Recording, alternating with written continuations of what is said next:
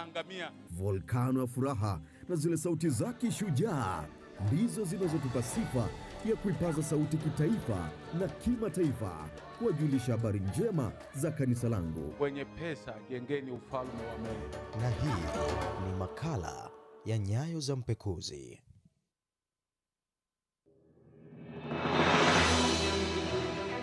Ni Ronaldo au Messi wa zama zao, au ni kusogeze karibu zaidi, ni Pacome au Libase Gwe wa Tanzania.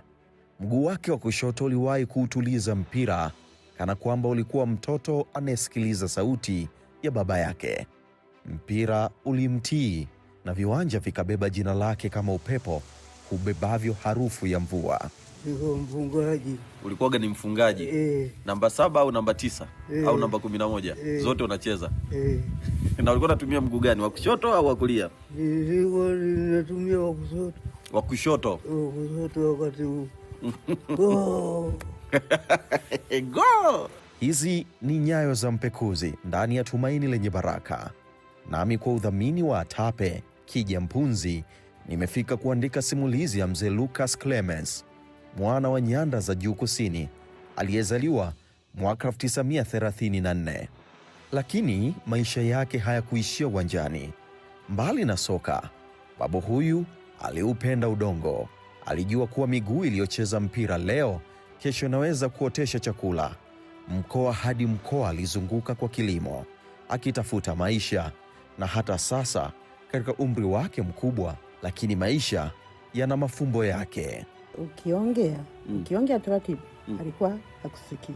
Miaka 92 si miaka michache. Ilipaswa iwe ni wakati wa wazee hawa kusaidiana kwa upendo wa mwisho wa safari yao. Mama alikuwa mlinzi wa afya ya baba, akihakikisha kila siku anaamka salama, lakini siku moja matumaini yalipata ufa. Hapa jicho hili, ukiangalia jicho hili chano kwa hivi. Walienda kulishona. Katika umri huu wa uzee? Huu wa uzee. Katika kivuko cha watembea kwa mguu, ajali ya pikipiki ilipatikana baada ya mama huyu kugongwa na kuvunjwa mguu wake. Siku hiyo walikuwa wakitegemeana, wakaanza kuwategemea wengine. Kwa kweli nikaja hapa nikawaandaa wazazi chapu, nikaondoka nao kwenda kwenye huduma. Ndipo mwito wa matumaini uliposikika kupitia kambi ya afya. Wazee hawa walifika wakiwa na maumivu mioyoni na kwenye miili yao, na hapo safari mpya ikaanza. Tukaenda kwenye vipimo. Tumefika kwenye vipimo chapu, wakapewa tena huduma ya chapu huko kwenye vipimo. Kwa bibi, maumivu ya mguu na kiuno yakaanza kupungua. Kwa babu, dunia iliyokuwa kimya sikioni ikaanza tena kuwa na sauti. Kusikia kwake kulirejea, na pamoja na hilo tabasamu lao likarudi taratibu. Siku ya kwanza nimemeza, nikaona yani kama nimekunywa pombe, nimelewa, mtu wala sijitambui. Na pepesuka tu. Ulishawahi kunywa pombe? Huko mwanzoni wakati nilikuwa napika mwenyewe. Ulikuwa napika? Ilikuwa ni biashara? Ilikuwa ni biashara. Sasa ulikujaje kuacha? Nipo na matatizo haya. Niliacha kabla ya nini ya kuja kufunjika, nilikuwa kinya pombe nimeacha. Na wewe ni dhehebu gani? Kanisa Mdoma. Ni Mdoma. Na bado unasali? Bibi ambaye ni mke wa babu, shamba hili limebaki kuwa sehemu ya mazoezi yake ya kila siku. Analima njegere, si kwa sababu hana pumziko, bali kwa sababu moyo wake bado haujazeeka. Mbeya huko Usango huko alikuwa anaenda kulima kula, anaturudia na mpunga.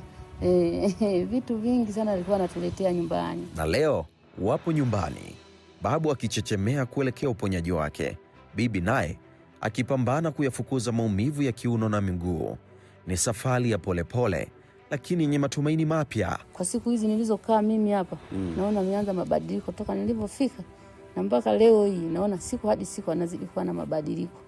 Masikio yote mawili wakamsafisha na jingine hilo wakamsafisha. Alivyomsafisha akasema hivi, Baba yangu akaitika. Mwanzo alikuwa asikii vizuri. Akasema nasikia, akasema nasikia vizuri tu.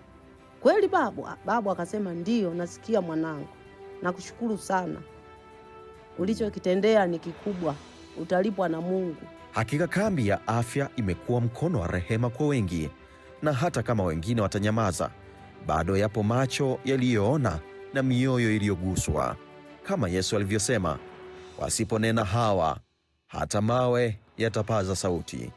Na mimi ninasema, msiposema ninyi wa Tanzania mnaotazama Nyayo za Mpekuzi, wapo waliopokea miujiza watakaolisema jina la Mungu kupitia TAPE, ambao wamenidhamini mimi mpekuzi kupekua na simulizi hizi za matumaini ndani ya kambi ya afya kuziandika. Kutoka Njombe, mimi ni Kija Mpunzi, na hivi ndivyo kanisa langu hufanya.